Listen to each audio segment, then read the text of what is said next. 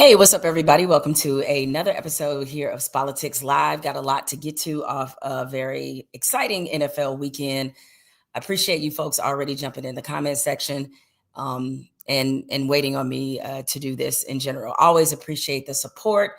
And just as I say at the top of every episode of SPOLITICS Live, if you can show love, don't forget to click subscribe to this YouTube page so you can continue to get more content like this, continue to see the ins and outs of different things going on with me professionally, continue to hear me chime in on topics, and obviously join you in community for moments like this. Obviously, the story of the NFL weekend, or one of the biggest stories of the NFL weekend. I'm not going to disrespect the Cowboy fans out there and act like y'all didn't just beat the Eagles. Obviously, that was a big story. But one of the biggest stories of this NFL weekend was Shedeur Sanders, who he had his first NFL start against the Raiders. He throws for 200 yards, or a little rather over 200 yards, and throws for a touchdown, throws an interception. But most importantly, he is the first Cleveland quarterback, as you see that stat right there, to win his first start since 1995. Which lets you know already the type of quarterback development that goes on in Cleveland, which is to say not very much. I heard a stat this morning on, I think it was Get Up, where on ESPN's Get Up, I think they said that Kevin Stefanski himself has been through like 12 quarterbacks. I'm like, are you serious? So when people have talked about this widespread conspiracy about Shedeur, which you all know I don't really buy into. It's like he went to Cleveland. It's not like he went somewhere that has some kind of history, even in the last 30 years, that has a history of development quarterbacks. So it's like he went to, when it comes to quarterback development, like one of the most incompetent franchises in the NFL.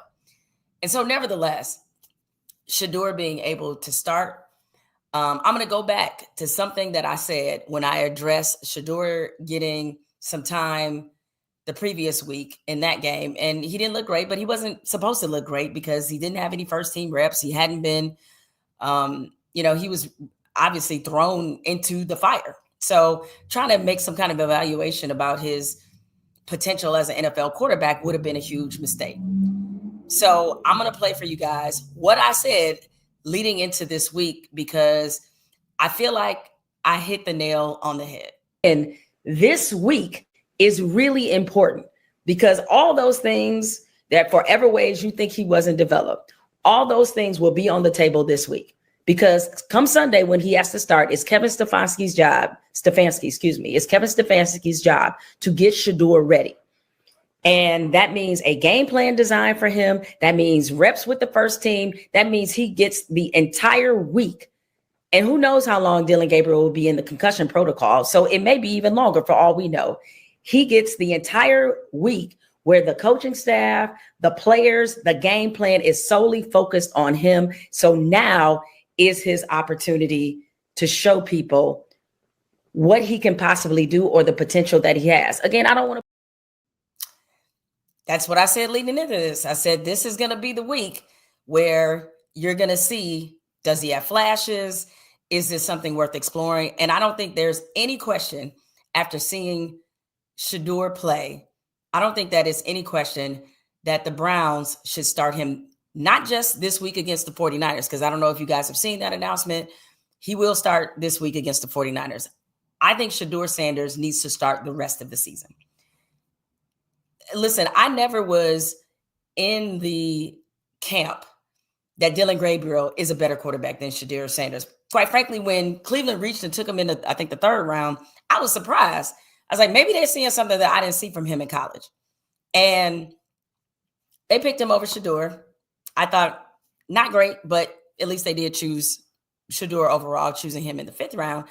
There was nothing that Dylan Gabriel showed that led you to believe that in any way that he could be Cleveland's quarterback of the future. I realize he's got a pretty limited resume that he's dealing with, but you want to see something. You want to see some kind of flash. And I think that touchdown pass that Shedeur Sanders had and just his control of the game, period, you saw the flashes. Like, this is something that is worth exploring. Like Cleveland has to figure out what they have at this position, because next year, I believe the Browns have 2 first-round picks.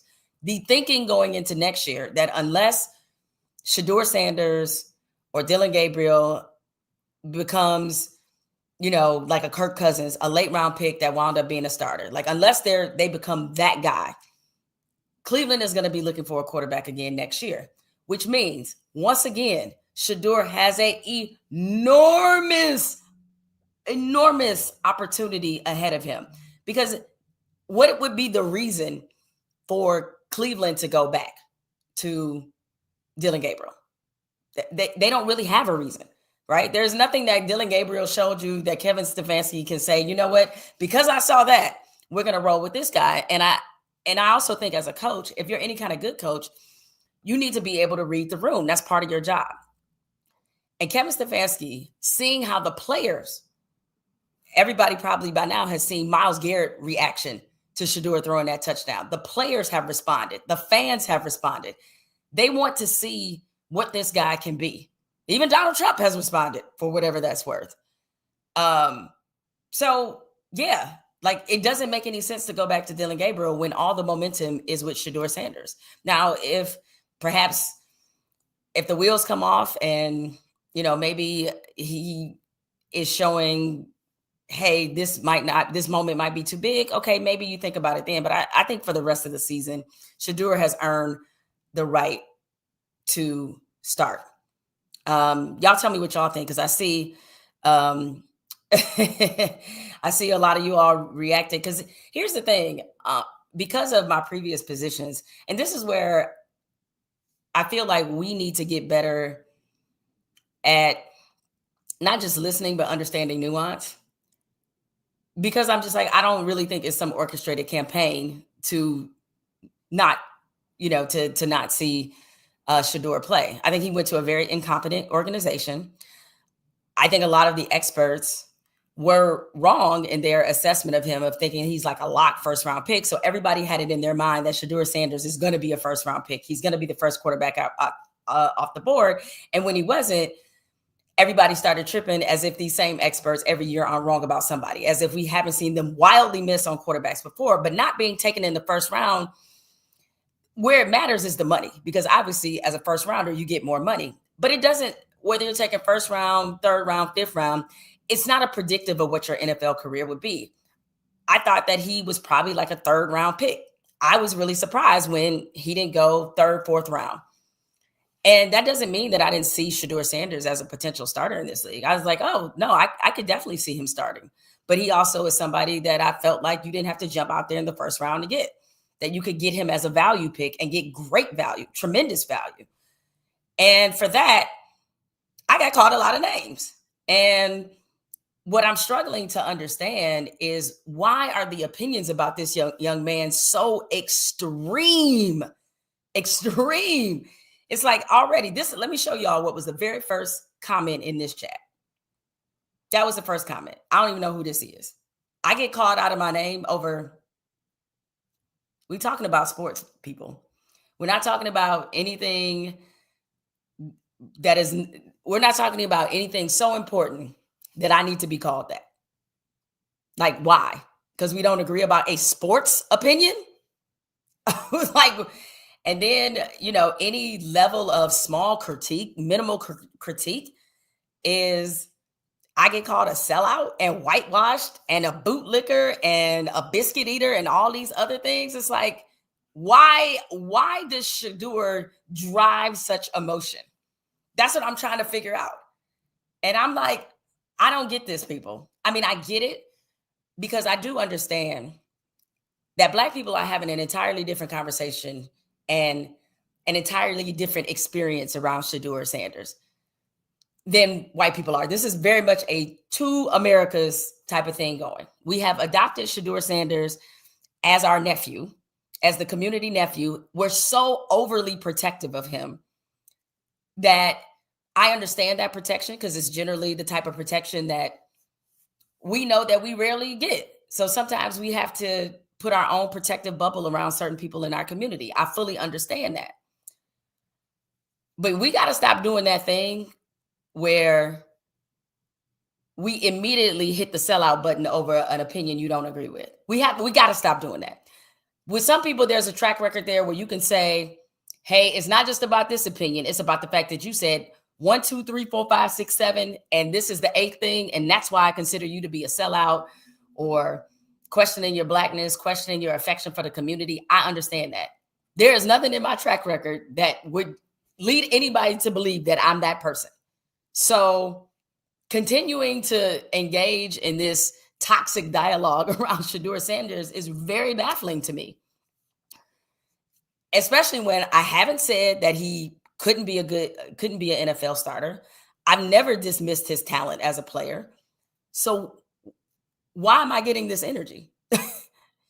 All I said was, like, I think he went to a pretty incompetent organization, and what you see is that incompetence on display. And I hope that Shedeur has an amazing NFL career. I have no reason. I don't know this kid enough to root against him. Why would I be rooting against Shedeur Sanders? What would be in it for me to do that? Why? I don't know him. I mean, I know his father a little bit. Our paths have crossed here and there, but like, I have no reason to roll out of bed and said, you know what's number 1 on my list today is hating Shedeur Sanders. Like, what? Like, come on, man. Y'all tripping. Nevertheless, getting back to him now being on this pathway of starting, I thought the way that he handled his post game was exceptional. Here is, because the one thing he doesn't lack is confidence. And I think at his position, I think the quarterback has to carry a natural and higher level of confidence, maybe than any other position on the field, because you're a leader. People are looking to you for direction, for stabilizing things. Like, they're looking to you for a lot, even if you're a rookie. And so I love this answer that he gave this young lady while he was on the field in postgame.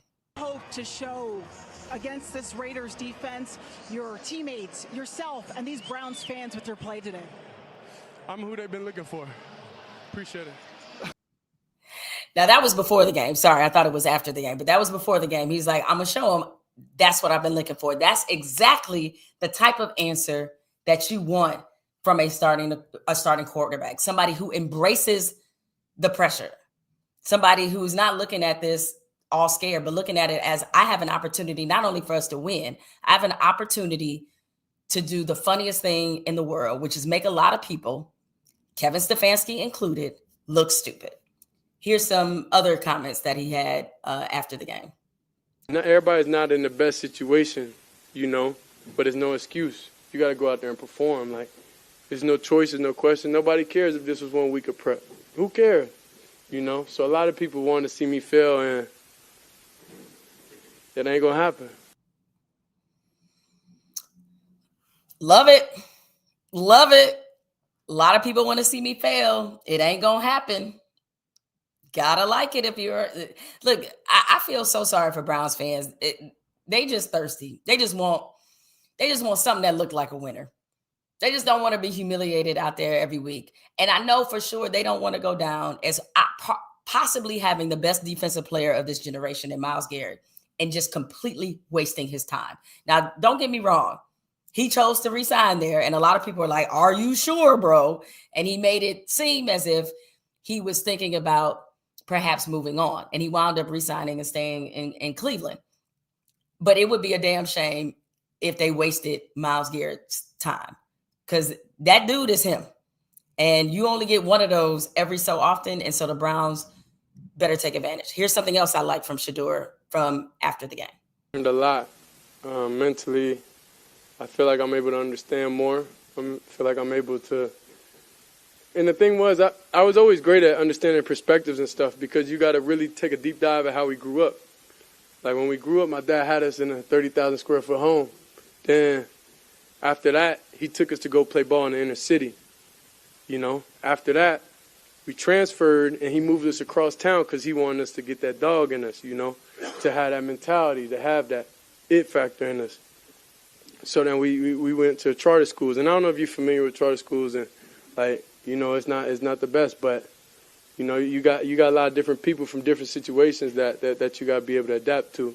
So that's where all those core different things of being able to relate, being able to understand. But now, since I went through everything the past 6 months, it led me to a whole different understanding, you know, and it led me in my own experience with God, with having faith, you know, when nobody else can help you in your situation, you know, but God, you know. So that's why I'm truly thankful and I'm truly happy. And this is the first time I was never had stress, you know. I did the work. I did everything I can in my power I was able to do. So the rest was left up to him. I like it.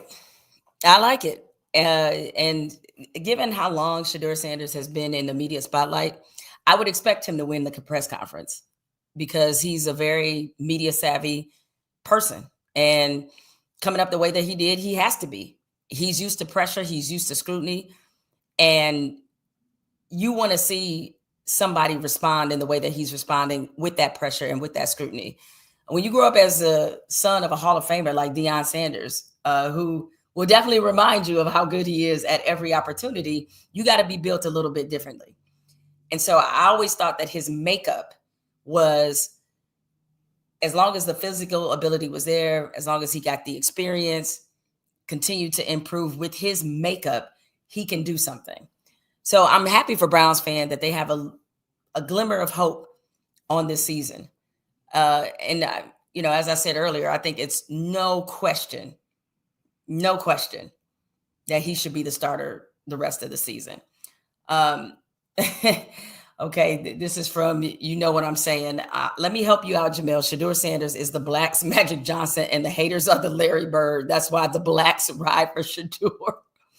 Well, now we've turned it into a race war. Okay, congratulations.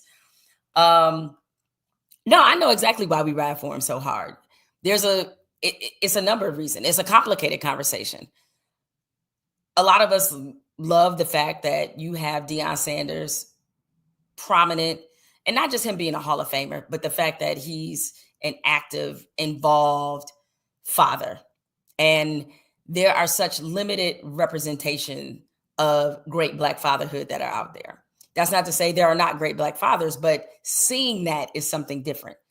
Because a lot of times, and we see this across sports, is if an athlete is good, and if they're a Black athlete, I'm talking about specifically, a Black athlete is good, we'll hear all the same usual stories about mama. Everything will be focused on mama. And this is even the case with players who come from strong, two-parent homes. It's like focus is always on mom, not on dad. And Deion Sanders is giving people who maybe don't see a lot of positive Black fathers, that he's giving them a different look. Same thing with LeBron. That's why that LeBron-Bronny conversation was so emotional for a lot of us, because you have that representation there. It was the same with LeVar Ball. You saw the protective force field being put around the Ball family because of LeVar, and having that representation, active, involved, advocating Black fathers. And we've seen white fathers do this. And we also see there's a difference in criticism to how that's handled versus how it can be with some of us. So I understand why there's this collective community effort to make sure that we uplift Shedeur and Deion and the Sanders family because of what that representation means. And then you add on top of that this is also Black wealth. So people are seeing a different picture of that. You have Black fatherhood, Black wealth, and then you have confidence. And we know that confidence displayed by Black people is often misinterpreted, purposely misinterpreted as arrogance, as defiance. And we know that the other side is not under the same scrutiny. Like many people have mentioned the confidence oozing out of Jackson Dart, which I love, who the Giants chose, and it looks like they got their guy. But Jackson Dart's confidence is considered to be a positive. It's considered to be a good thing. What you don't hear is people going on long diatribes like the one Rex Ryan has done a couple of times about Shedeur Sanders, assessing his character and becoming a body language expert. Meanwhile, Jackson Dart, he got all the flash. He says all the confident things, and everybody thinks that this is an indication of good character and of somebody who's ready to be in the limelight in New York City as, one of the most glamorous positions in sports, to be starting quarterback for the New York Giants. And so he doing the TikTok dances and he got the chains and all that, and it's all welcome. And I'm not saying it shouldn't be, but when it's Black athletes, those kinds of behaviors are viewed and scrutinized and criticized much differently. And we know that. And so I understand too that the emotional investment by the Black community in Shedeur is a response to how we see Black men with his confidence treated in real life and treated when it comes to sports. So, yeah, I understand those elements. But even within that community conversation that we're having, we have to, realize that there is room for critique. If Shedeur has a bad game, we need to be able to say that without our entire existence as a Black person being called into question. Or if we say, probably shouldn't have made that throw. Or if he is exhibiting some body language that's like, maybe that wasn't the time. And I'm not saying that he's done these things, but I'm just giving a for instance. And this is, I understand what that is all rooted in. But this is where I get a little lost. The NFL wanted to teach Shedeur and his dad that nobody is bigger than the program. But regardless, everyone supports Shedeur, white and Black. I don't know if everybody supports Shedeur. And this isn't to say that white people are the ones that don't support Shedeur. It's some Black people that I know that don't support Shedeur. They just find everything to be too much. Or they just don't think he's as good as advertised. So like, you being white and supporting Shedeur is not necessarily surprising, nor is it anomaly. But I don't think it's any question that he's one of the most polarizing athletes. And really polarizing through no fault of his own. Yes, his father gave him advantages. Yeah, you're going to get some advantages when your dad has been the main coach that you've had your entire life. And that isn't to suggest he didn't deserve to start or hasn't deserved some of the accolades that he's received. But his father definitely put him in a position where he could showcase what he could do. And he was able to do that well enough to where now he is an NFL starter.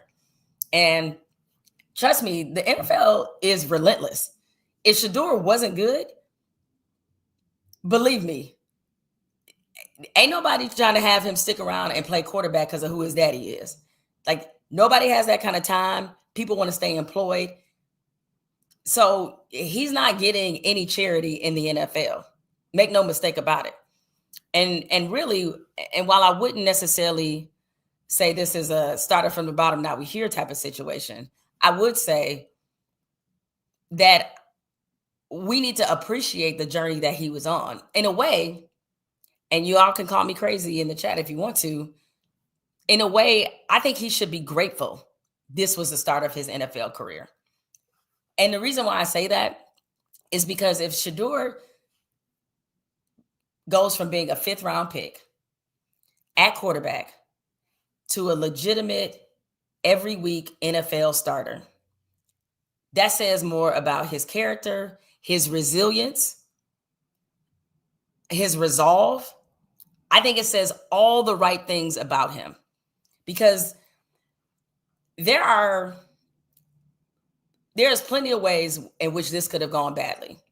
They've always tried to paint Shedeur Sanders as somebody who is entitled. And all young people are entitled. So I don't know that he's any more entitled than any other young person that age. Every young person thinks they know everything and older people don't know shit. That is not new. All right. But what I will say though is there could have easily been a scenario in which Shedeur Sanders completely crashed out after he was chosen in the 5th round.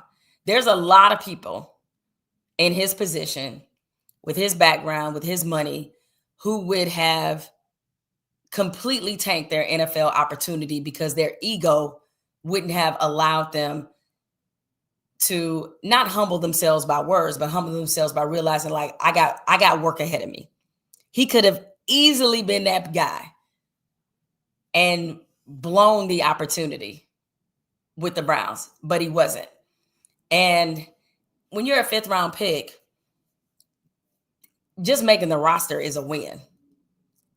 So once he made the roster, and we see what happened, how the Browns quarterback situation has unfolded, it says a lot about him. And even though some of this was him just winning the war by attrition, Flacco's not there. The reality is Kenny Pickett has more experience than him, and they traded Kenny Pickett, which says a lot about, they at least saw something. Maybe they weren't convinced that Shedeur was a starter, that he was somebody that they can just turn the reins over. Maybe they didn't know that, but they saw something.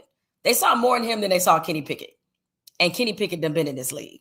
So with that being said, you can tell by the way Shedeur talks that he sees this more as an opportunity and not a setback. And that's why he responded the way that he did after the game.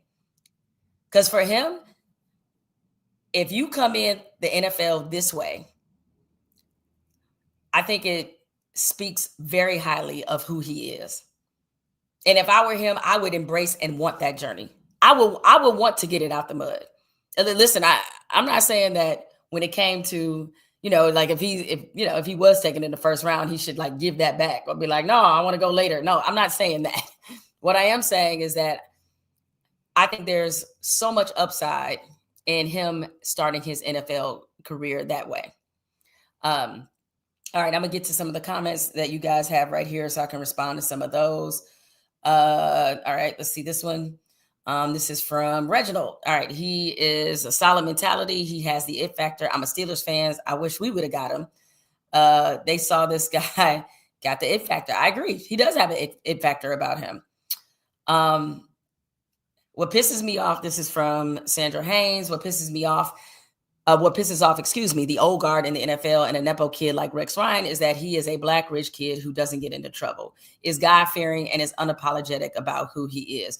I mean, I think suffice it to say, I think that there are people in media when they discuss him who are factoring in those things, who just don't like that he's, to use your word, that he's unapologetic about it. He's unapologetic about the fact, like, yes, he was in college making money. Yes, he had endorsements. Yes, he has the limelight. Like, some people resent that. And so I think sometimes in the discussions of Shedeur, that heavily comes across. All right. And thank you for your support. All right. We got Riri Lottie 57. Hopefully I'm saying that right. Agree with everything you said. And I'm a heavy number 12 supporter. All right, here's another one. He is an okay quarterback, nowhere near the hype he and his dad created around him. He needed to be humbled. Not sure he has been, though. What does it mean when you say somebody needs to be humbled? Like, so that's the other part that always makes conversations about Shedeur Sanders tricky is, generally speaking, and I hope people out there understand this, and I don't know if the person who made that comment is white or black. I don't know what their race is. I just know this. Let's see. Let me flash that up again. That's Thomas Eliason. There is a general obsession that people have with humbling black people, black women, black men. It's like that's something that we face. Other people are allowed to show their confidence in full force, but not us. For some reason, when we're confident, when we're secure, when we are not willing to play the humble role, meaning we're going to remind you of exactly how good we are, somehow that becomes offensive to people. So that's a very triggering thing for us. Like, what was the phrase that we were saying all the time a few years ago? I'm tired of being humble. Yeah, because sometimes we get tired of that. We get tired of having to minimize and reduce ourselves to make other people comfortable. And so if you're one of those people that you need to look at black people and they need to be in service of, or they need to be humbled, you might want to do some more. You might need to go see that lady. And you know who I mean by that lady. All right, here's another one. Puzzled, this is from Jermaine White. Puzzled as a mug. That's like my phrase, as a mug, then a mug. Puzzled as a mug as to why the Raiders and Steelers didn't draft him. Brady used to mentor the kid. Geno is garbage. Now, let's talk about the Raiders just real fast. the Raiders in a bad way. They fired Chip Kelly. And by the way, and I say this as respectfully as I can. Can y'all stop giving Chip Kelly jobs? When was the last time Chip Kelly has been good at his job? And I mean that as respectfully as I possibly can. All right? Respectfully as I possibly can. The days of Chip Kelly being considered the foremost offensive genius ever created, those days are over. Stop hiring that guy. It's not working out. It is not working out. All right? The Raiders are in need of literally everything. And this Pete Carroll experiment is not going well. I think Pete Carroll is a really good coach. And when it was his heyday, he was great.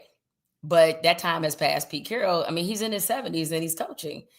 And listen, if he had more talent, I don't think the Raiders are in a position talent-wise where they can be coached up into something greater. I think what they have is what they have. And right now, it kind of does feel like they in tank mode.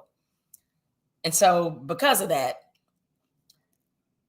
they're just in a bad way. And I'm not going to, by the way, I'm not of the opinion, because some people have done this, of trying to discredit Shedeur's performance because it was against the Raiders. Hence, and because it was the Raiders, by the way, I was very aware of like what a good opportunity that was for him. Here you have a team that has no identity, that looks like, you know, they'll be picking about where they did this past year in the NFL draft. But it's still hard to win in the NFL.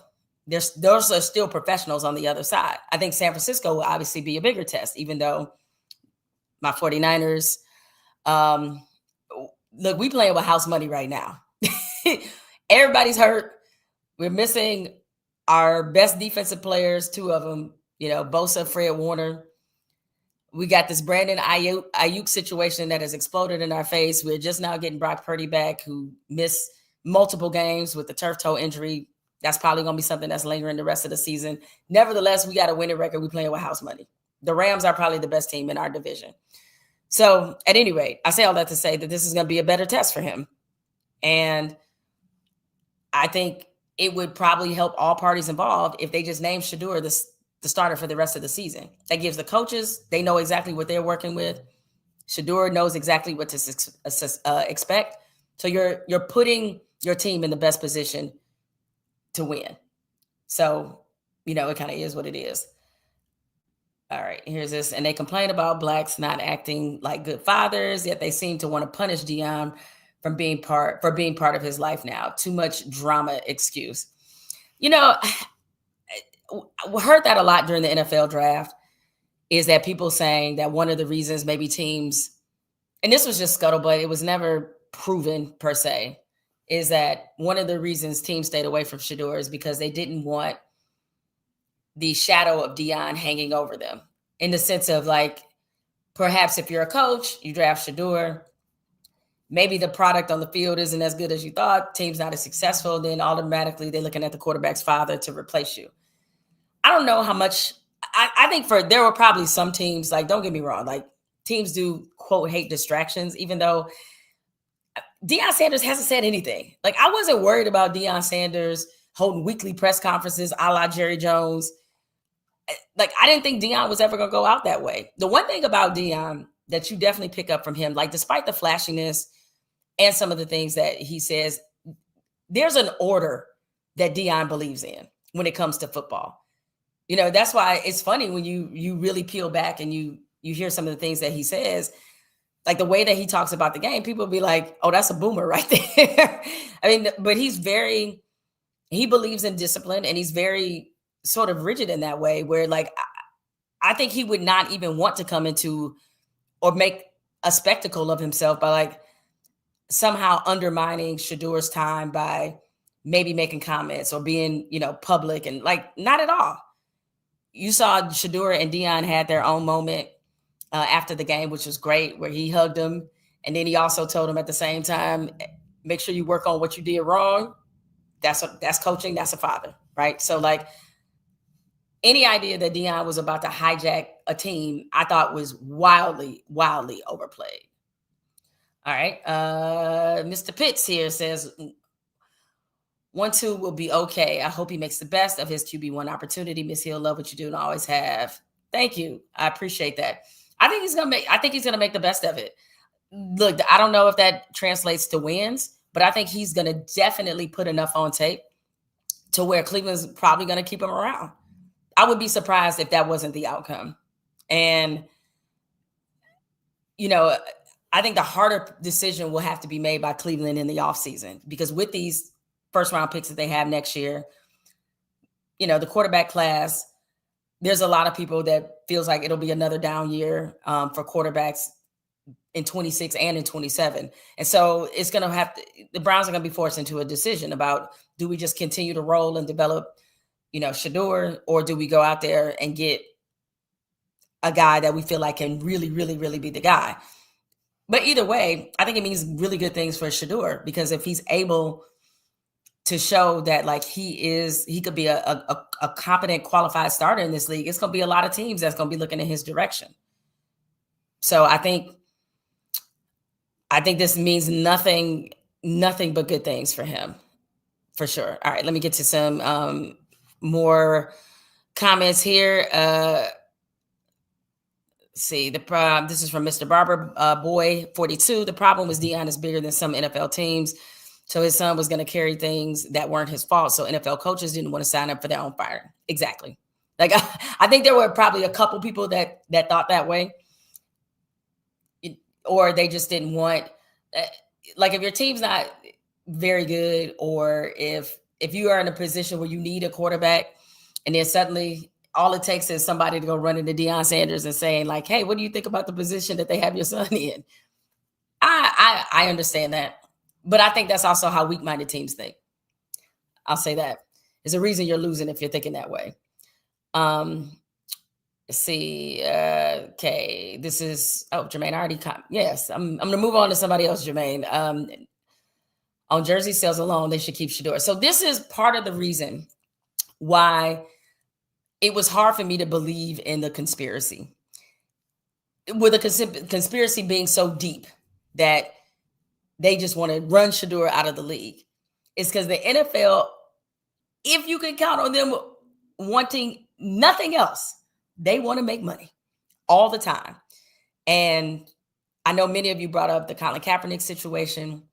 The reason it was so easy for them to blackball Colin the way that they did is because in their mind, they were protecting the bottom line, because you had the president taking off on them all the time. You had white people burning his jersey, burning their Nike, like all sorts of things, right? From a perception standpoint, the NFL felt like they were losing the perception battle, and that was costing them money. Because even though I did not believe the folks who swore they weren't watching the NFL anymore because Colin was in the league, they took that stuff to heart. And so in their mind, it was costing them money. Shedeur Sanders does not cost them money. Shedeur Sanders is great value, because you have a 5th round pick who can sell jerseys like he a 1st round pick. That's an invaluable commodity in the NFL. And so, and even if you're Cleveland, right, where you're trying to keep the fans engaged and give them hope, Shedeur could wind up being one of the best investments you've ever had, because now you have somebody that the fans want to come see at that position. Like, sure, plenty of fans want to come see Myles Garrett and some of the other talented players they have on the team, but you got a quarterback that people want to see, that networks want to see. So be thankful. Be thankful this gift has dropped into your lap, Cleveland. All right. Shedeur, starting over with another question with quarterback is crazy work. Build up the offense around Shedeur and let them cook. Can't lose with the defense. Okay. So here's my thing. You remember, of course, when the Browns took Baker Mayfield. I think they took him number 1 overall. People killed that and said that was way too high to take Baker Mayfield. Here's why I liked it during that time. I liked it because it showed conviction.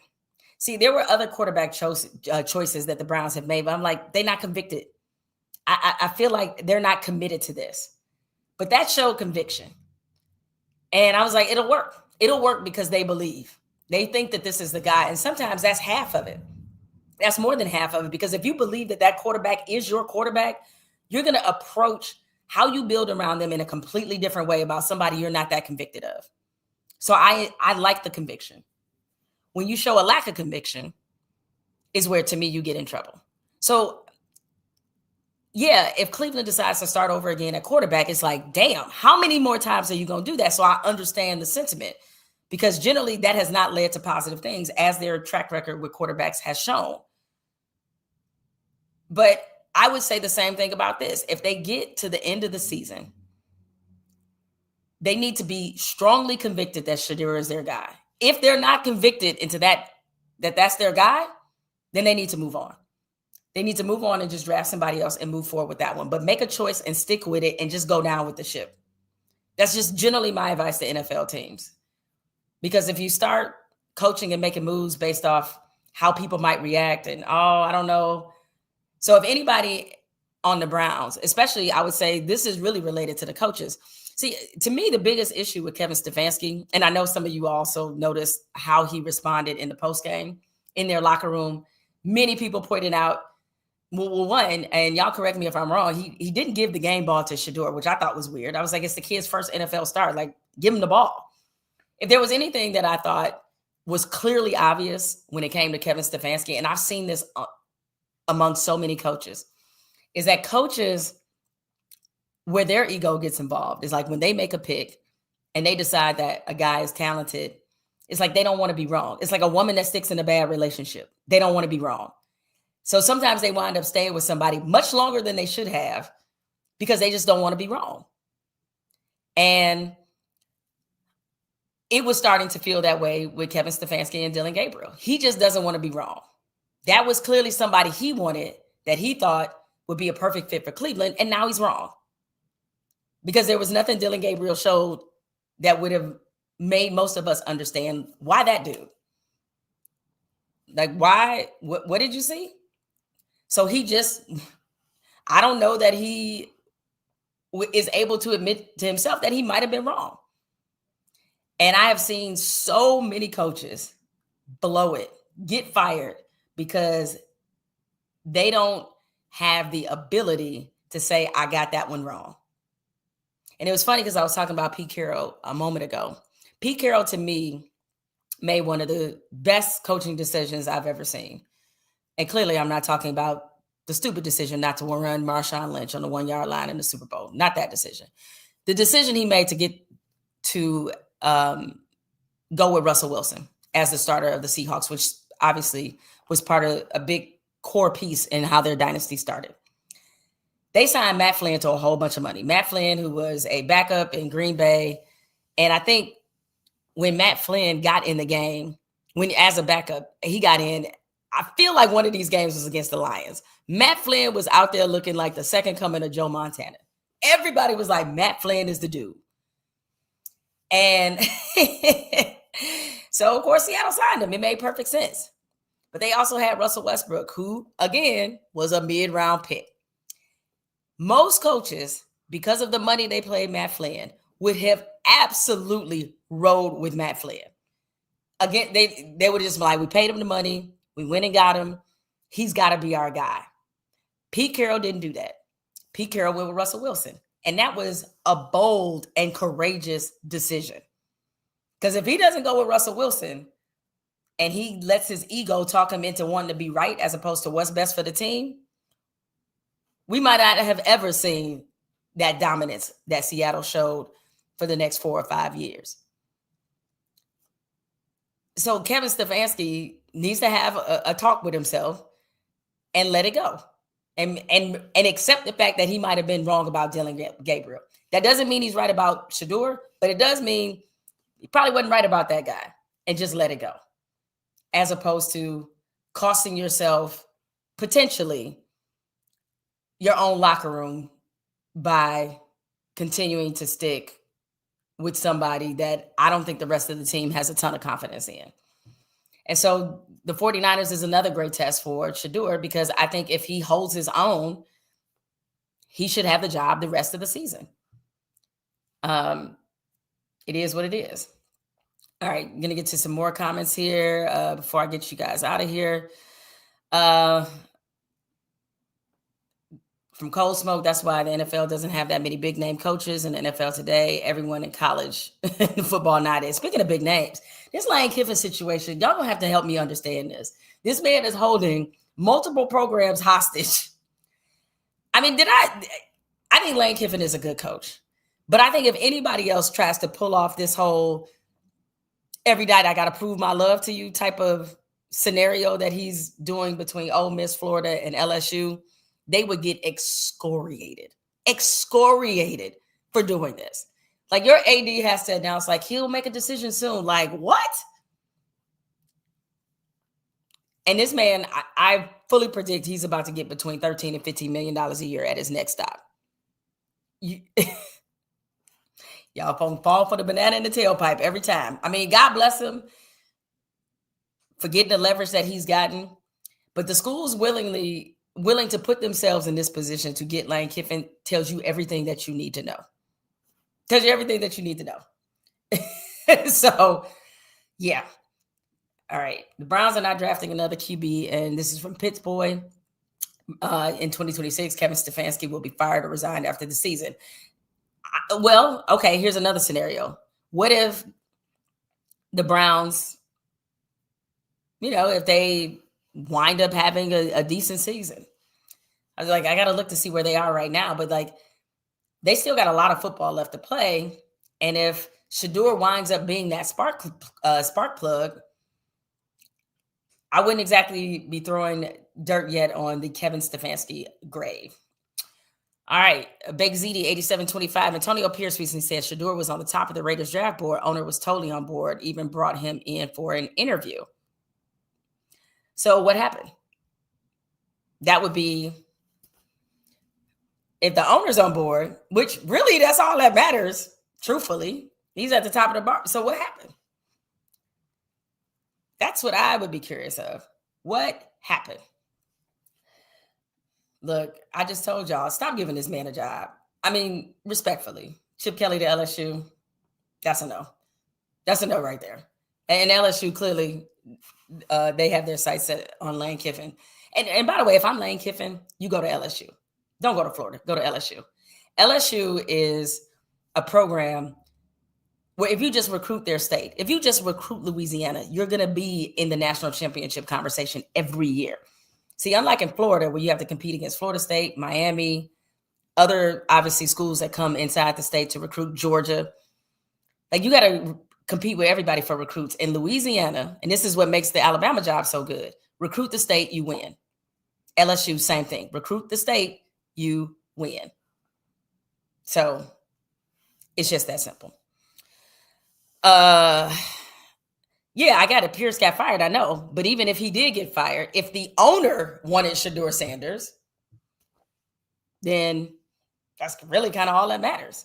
But I do understand going with Geno Smith. Geno had a hell of a year. He was like, I truly get why they were looking at Geno Smith's direction. Veteran season, coming off a great year. It made a lot of sense. And Geno is like young enough where they can look at him as a multi-year solution, not just based off one season. So Geno's availability, I'm sure, has something to do with that. All right. This is from She Loved Me on Payday. He will be a good QB, but he played a terrible team and may get ruined at the Browns. I don't think he'll play as good against good teams. Well, that has more to do than just him. And for as much as people who are riding the high of Shedeur winning his first start this week, I encourage you to bring it back down to earth for next week because he is going against a better team. And at some point, these rookie mistakes are going to show up. It doesn't mean that he's bad. It just means that he's a rookie, and that's it. So you kind of got to take the good with the bad. It is what it is. All right. Well, listen, I just want to hop on here real quick and get those thoughts off about Shedeur. I thought he was really good. I thought he showed something. He needs to start the rest of the season so they can get a true evaluation of what they have, and or possibly other teams can get a true evaluation, which also could play in the Browns' favor. But either way, he's earned the opportunity at this right to start. So I want to thank you guys for hanging out with me on this Monday. Make sure you check back here, subscribe, like, do all the things. I appreciate all the support you've shown November has been a huge month on this channel, as was October. I'm riding a really good momentum now, so keep it going. And next time I'll be back here, everybody have to recap their Thanksgiving.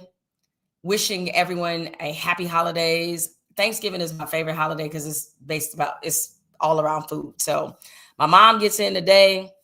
Her and we're going to go into the lab, also known as the kitchen, because I have officially been passed the crown. So I make the mac and cheese, I make the dressing, I make the greens, I make the black eyed peas, I make the candied yams. The torch is now mine. And my mother told me, I think it was 2 years ago. 2 years ago, she told me, I now make the best dressing. My dressing is better than hers. Y'all can't tell me nothing. Holla at your girl. So looking forward to another enjoyable Thanksgiving. You guys have a good one yourselves. I'll be back on here probably not until next week, but y'all keep it locked. Stay with me. I appreciate y'all. Enjoy the rest of your Monday. Let's make it through this holiday week. And I hope on Thanksgiving, for those who drink, I hope y'all good and drunk and having fun with the relatives. Stay out of them political conversations. I don't want nobody thrown out the house. And by God, don't be reneging in spades. I don't want to see nobody else put out their own families over reneging in spades. Do not renege. Pay attention to the board. I'll see y'all soon. Be easy.